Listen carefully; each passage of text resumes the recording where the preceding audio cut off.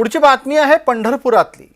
महाराष्ट्रातलं सर्व जनांचं आवडतं स्थान असलेलं पंढरपूर हे चंद्रभागेच्या प्रदूषणानं विळख्यात अडकलेलं आहे।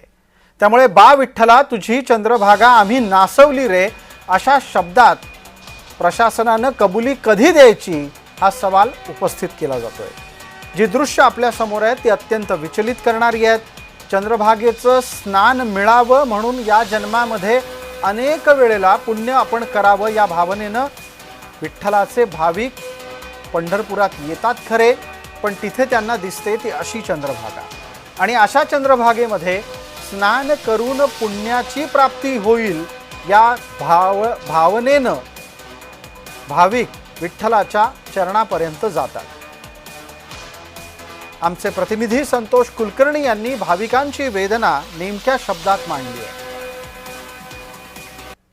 पंढरपूरला आलं की सर्वप्रथम चंद्रभागेचं स्नान, त्यानंतर पुंडलिकाचं दर्शन आणि मग विठोबा रुक्माईचं दर्शन ही शेकडो वर्षाची परंपरा आहे।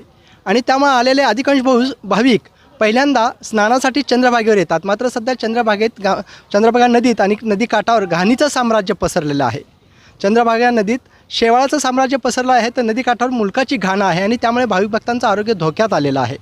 माध्यमांनी वास्तव दाखवलं, वास्तवतेचं यथार्थ दर्शन घडवलं की प्रशासनाने साफसफाई करायची आणि पुन्हा काही दिवसानंतर, काही महिन्यानंतर पहिले पाडे 55।